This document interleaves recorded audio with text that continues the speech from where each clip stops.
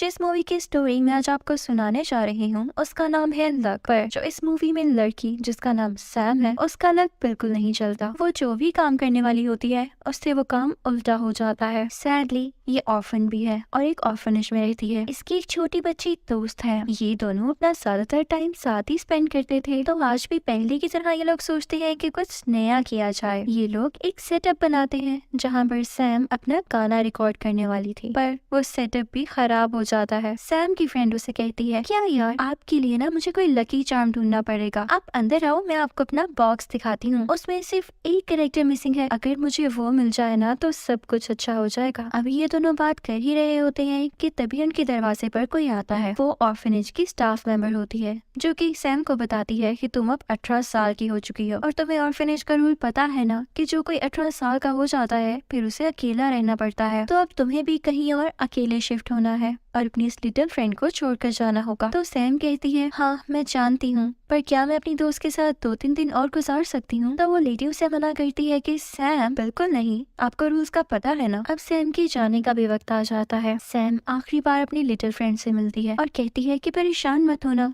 जो कैरेक्टर तुम्हें कम पड़ रहा है मैं उसका अरेंज जरूर कर दूंगी। अब गवर्नमेंट की तरफ से एक और लेडी सैम को पिक करने आती है ताकि उसे उसके नए घर में छोड़ा जा सके। जब वो लोग घर पहुंच जाते हैं तो वो लेडी उसको एक की देती है कि ये लो, ये तुम्हारे घर की चाबी है। पर वो की सैम से गटर में गिर जाती है। ये उसके अनलकी होने का दूसरा सबूत है। पर वो लेडी उसे नई चाबियां देती है और कहती है कि अब अच्छे से रहना। सैम अपने घर में चली जाती है। साथ ही साथ उसने कोई जॉब भी ढूंढ ली होती है जिसमें कल उसका पहला दिन होता है। वो पहली बार अकेले सोती है। सुबह उठकर जल्दी जल्दी में उससे कुछ हो ही नहीं पा रहा होता, फिर उससे सामान बिखर जाता है। जब स्टोर का ओनर ये देखता है तो उससे कहता है, सैम रहने दो, अब बाहर जाकर कार्ड्स को पार्क करो। अब ये काम करने के बाद सैम बहुत एक्साइटेड होती है क्योंकि वो अपनी छोटी सी दोस्त से मिलने जा रही थी। अब सैम जब ऑर्फनेज पहुंचती है तो वहाँ पे वो अपनी छोटी दोस्त से मिलती है, पर वो काफी उदास होती है क्योंकि जो फैमिली उसे देखने आने वाली थी वो नहीं आ सकी और वो यही सोचती रहती है कि क्या कोई मुझे अडॉप्ट करेगा भी या नहीं। तभी सैम उसे कुछ समझाती है और कहती है कि अभी तो बहुत से संडेज बाकी हैं, क्या पता अगली बार जो फैमिलीज आए वो तुम्हें देखें और अडॉप्ट कर लें। तो आगे से उसकी छोटी दोस्त कहती है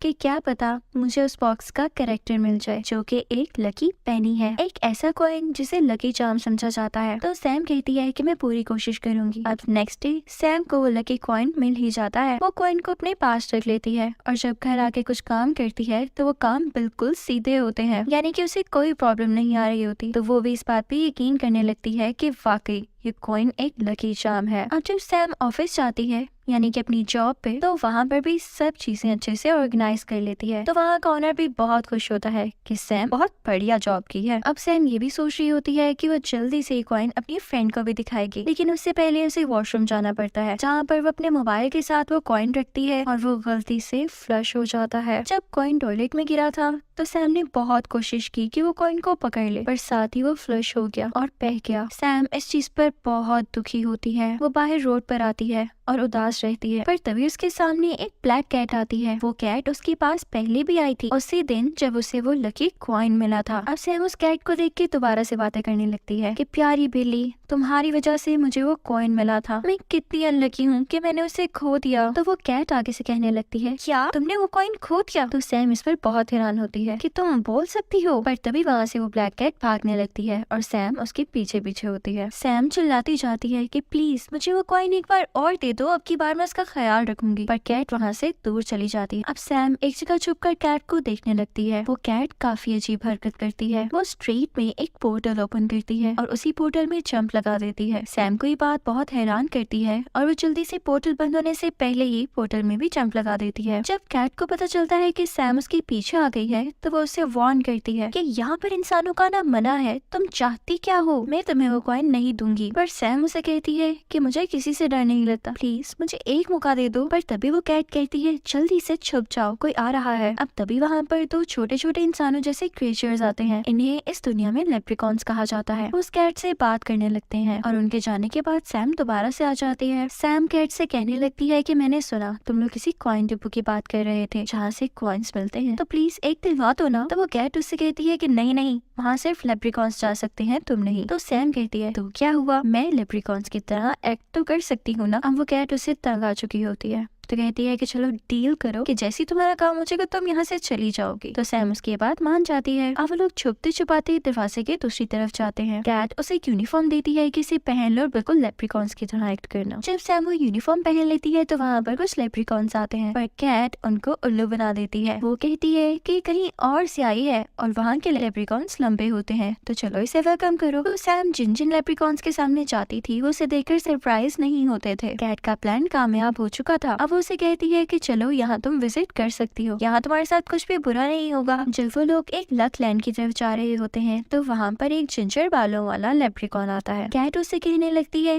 कि ये भी एक लेप्रिकॉन है, इसे अंदर का विजिट तो करवाओ। तो वो मान जाता है और इसके बाद सैम को अंदर जाने का मौका मिल जाता है। वहाँ पर एक मशीन चल रही होती है जो कि सब पेनिस को डिटेक्ट करती है, पर तभी सैम के हाथ में जो उसके पर्स का बटन होता है वो भी उस मशीन में चला जाता है। सैम फौरन से बाहर आती है और इसके बारे में कैट को बताती है। तो कैट कहती है कि तुमने सब कुछ खराब कर दिया है, अब क्या होगा। सैम परेशान होती है और अपनी सारी की सारी सच्चाई उसी जिंजर बालों वाले लेप्रिकॉन को बता देती है। तो वो आगे से कहने लगता है कि हमारी कैप्टन बहुत सख्त है, अगर उसे इस चीज का पता चल गया तो वो तुम्हें बैड लक कंपार्टमेंट में भेज देगी। तो इससे पहले हमें लकलैंड जाना होगा, उसकी स्पेसिफिक फ्लोर पे जहाँ सिर्फ गुड लक बनाया जाता है, ताकि वहाँ पर बनते हुए हम क्रिस्टल्स कैच कर लें और कुछ न कुछ गुड लक ब्रिंग कर पाए। इससे एक ये भी फायदा होगा कि खोई हुई पेनी यानी कि वो लकी कॉइन मिल सकेगा। अब वो सब उस तरफ जाते हैं। जैसे तैसे करके सैम वो लकी क्रिस्टल कैच कर ही लेती है। अब वो तीनों लकी क्रिस्टल लेने के बाद किसी ऐसे ड्रोन को ढूंढने जाते हैं जिससे दुनिया में वो कॉइन को ढूंढा जा सकेगा। लकीली उन्हें वो ड्रोन मिल ही जाता है। वो जिंजर बालू वाला लेप्रिकॉन और कैट किसी तरह से दुनिया से वो कॉइन ढूंढ ही लेते हैं, पर तभी वहाँ पर कैप्टन की अनाउंसमेंट होती है कि किसी ने मशीन में बटन डाल दिया है और उसकी पेनी खो गई है और उन्हें जिन पर शक है उनमें 3 लोगों का नाम है। उन्हीं तीनों में से एक बिल्ली का भी नाम होता है, यही बिल्ली जो सैम के साथ है। जब वो जिंजर बालों वाला लेप्रिकॉन उनको बताने ही वाला होता है कि वो ड्रोन दुनिया से कॉइन लेकर आ गया है, तभी के तभी वो ड्रोन किसी मशीन के थ्रू सेक हो जाता है और अब उन्हें उस ड्रोन का पीछा करना था जो कि इस बिल्डिंग के बीचों बीच होगा। कैट और सैम जल्दी से एलिवेटर का यूज करते हुए बीच में पहुंचना चाहते हैं, पर सैम से दोबारा से गलती से सबसे लोअर बटन प्रेस हो जाता है जो कि बेसमेंट का और बैड लक ग्राउंड का था। वहाँ ग्रेविटी नहीं थी तो वो लोग उल्टा चलने लगते हैं और जैसे ही नीचे पहुँचते हैं तो दोबारा से लिफ्ट में जाने के लिए कैट तो पहुँच जाती है पर सैम पीछे रह जाती है। अब कैट जब लिफ्ट में होती है तो वो सैम को गाइड करने लगती है कि तुम्हें टॉवर 13 पर आना है, वहाँ से हम ज्वाइन हो जाएंगे। अब सैम यहाँ पर काफी घबराई हुई होती है क्योंकि बैड लक लैंड पर बहुत से मॉन्स्टर्स थे। सैम उनसे पीछा छुड़वाते हुए ऊपर चढ़कर टावर 13 तक पहुंची जाती है। अब वहाँ से एक सीक्रेट डोर से होती हुई बीचों बीच सैम उस तक पहुंच ही जाती है जिस फ्लोर पर वो कैट है। यहाँ पर इन दोनों को एक यूनिकॉर्न नजर आता है जिसे देखकर ये लोग छुप जाते हैं, पर यूनिकॉर्न उनसे कहता है कि डरो मत, क्या हुआ मुझे बताओ। तो सैम उसे सारी स्टोरी सुनाती है और कहती है कि इस फ्लोर पर कोई पेनी आई होगी। तो वो यूनिकॉर्न कहता है कि हाँ आई तो थी, पर मैंने उसे ऊपर वापस भेज दिया ताकि उस पेनी को वो लोग साफ कर सके। सैम कहती है अरे यार वो हमें चाहिए थी। तो यूनिकॉर्न उसे एक ऐसे ड्रैगन का पता बताता है जो कि एक फीमेल ड्रैगन है और यूनिकॉर्न उसे पसंद करता है। वो कहता है कि इसने मेरी भी काफी मदद की है तो तुम लोगों की भी कर देगी। अब सैम उसे ढूंढने के लिए निकल पड़ती है। अब इसकी बार उनका लक काम कर जाता है और उन्हें वो ड्रैगन मिल जाती है। ड्रैगन बहुत ही नाइस होती है, उनकी सारी स्टोरी सुनकर उन्हें एक पेनी गिफ्ट करती है। अब जैसे ही सैम वो पेनी लेकर बाहर निकलती है तो देखती है कि कैप्टन ने उस ब्लैक कैट को अरेस्ट कर लिया है क्योंकि वो जान चुके हैं कि यही वो कैट है जिसने अपनी पेनी घुमाई है। तो तभी सैम वो पेनी लेकर जाती है और कहती है कि ये इसी ब्लैक कैट की है, इसने ये गिरा दी थी तो प्लीज आप इसको अरेस्ट ना करें। अब ब्लैक कैट को छोड़ दिया जाता है। ब्लैक कैट सैम की इस हरकत से काफी हैरान होती है कि तुमने मेरी जान क्यों बचाई, तुम्हें ये पेनी तो अपने और अपनी फ्रेंड के लिए चाहिए थी ना। तो सैम कहती है नहीं, तुमने मेरी इतनी मदद की, पहले तुम्हारी जान ज्यादा जरूरी है, लेकिन मेरे पास भी एक आइडिया है। इस बिल्डिंग में बैड लक बनाया जाता है,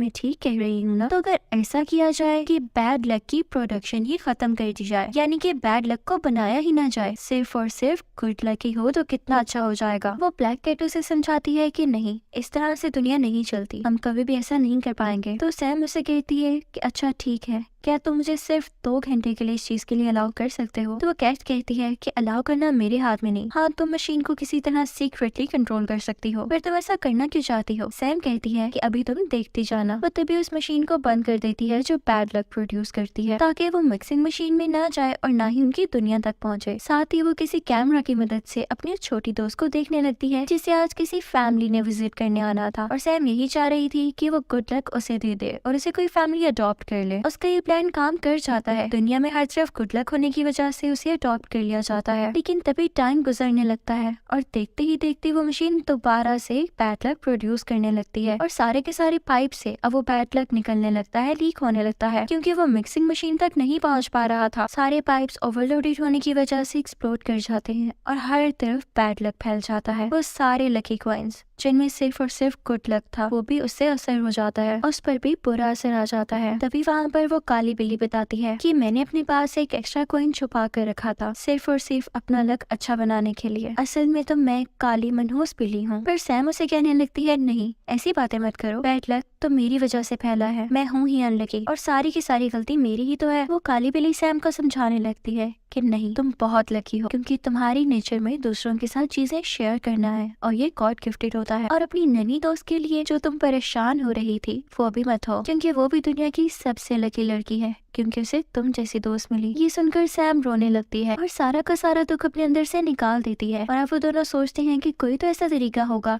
कि गुड लक को दोबारा से लाया जाए। वो दोनों सबसे नीचे वाले फ्लोर में यानी बैड लक फ्लोर पे जाते हैं। वहाँ जाते ही जब लाइट्स ऑन होती है तो वहाँ की कुछ क्रिएचर्स उस काली बिल्ली को वेलकम करने लगते हैं क्योंकि काफी साल उसने वहाँ भी गुजारे थे अपने बैड लक की वजह से। सैम ये सब देखकर अच्छा फील करने लगती है। वहाँ पर एक बारटेंडर क्रिएचर होता है जो उन लोगों को एक बोतल देता है जिसके अंदर गुड लक होता है, पर वो कहता है कि इसे एक्टिवेट कराने के लिए इसे ड्रैगन के पास ले जाना होगा। लेकिन तुम दोनों भी ड्रैगन के पास मत जाना, अगर जाना भी हुआ तो किसी और के साथ जाना जो यहीं पर काम करता हो। अब उन्हें यूनिकॉर्न का ख्याल आता है, उसे लेकर ड्रैगन के पास जाते हैं। अब सैम ड्रैगन के सामने बोतल रखती है कि ये देखें, मैं आपके पास ये चीजें ले आई हूँ, अब आप इसको गुड लक और बैड लक में बदल दें। ड्रैगन ये देखकर खुश हो जाती है कि चलो शुक्र है, अब दोबारा से हम गुड लक और बैड लक की प्रोडक्शन कर सकेंगे और सब कुछ पहले जैसा ठीक हो जाएगा। अब जब प्रोडक्शन की बारी आती है तो ड्रैगन अपने मुंह से फायर निकालकर दोनों की दोनों चीजों को गुड लक के क्रिस्टल्स में बदल देती है। पर तभी सैम उससे कहती है कि नहीं, ऐसा मत करें, मैं जानती हूँ कि बैड लक बहुत बुरा होता है और उससे हम क्या फील करते हैं, पर इस दुनिया में बैड लक का होना भी बहुत जरूरी है। जैसे अगर मेरा लक बैड ना होता तो मैं कभी भी यहाँ ना आ पाती और आप लोगों से ना मिल पाती। इसी तरह यूनिकॉर्न को देख ले, वो भी अपने बैड लक की वजह से आपको बता ही नहीं पाया कि वो आपसे कितना प्यार करता है, पर आज आपके सामने आ सका है। इसी से तो दुनिया में रंग और बैलेंस है। अब सैम भागकर बैड लक का स्टोन भी उधर लगा देती है जहाँ दूसरी तरफ गुड लक का स्टोन लग रहा था, ताकि हर तरफ बैलेंस हो। और अब वो इस चीज को समझ सकी थी कि कोई भी इंसान लकी या अनलकी नहीं होता, बल्कि हर एक की जिंदगी खूबसूरत होती है, बस उसे उसको समझना पड़ता है। मशीन दोबारा से चलने लगती है और सब कुछ वैसा ही हो जाता है जैसे पहले हो रहा था। सैम कैमरा से देखती है कि उसकी छोटी सी दोस्त परमानेंटली उन लोगों के साथ रहने लगी है जो उसे अडॉप्ट करने के लिए आए थे। मूवी के लास्ट सीन में हम देखते हैं कि उन्हें इस काम करने पे बहुत ही ज्यादा अप्रिसिएशन मिलती है और उन्हें कुछ अवार्ड्स भी दिए जाते हैं। पर तभी वो ब्लैक कैट कहती है कि अगर आप लोगों ने मुझे कोई अवार्ड देना ही है तो मैं चाहूंगी कि अपनी मर्जी से मैं सैम की दुनिया में रह सकूं। सैम ये सुनकर बहुत खुश होती है और उसे गले से लगा लेती है। फिर कुछ अर्से बाद हम देखते हैं कि सैम और वो ब्लैक कैट साथ ही रह रहे हैं, काफी एंजॉय करते हैं और साथ ही साथ सैम अपनी छोटी दोस्त से अपनी बिल्ली के साथ मिलने जाती है और उनकी लाइफ पहले से भी ज्यादा हसीन हो जाती है। इसी के साथ ये मूवी यहीं पर एंड होती है। Thank you for watching.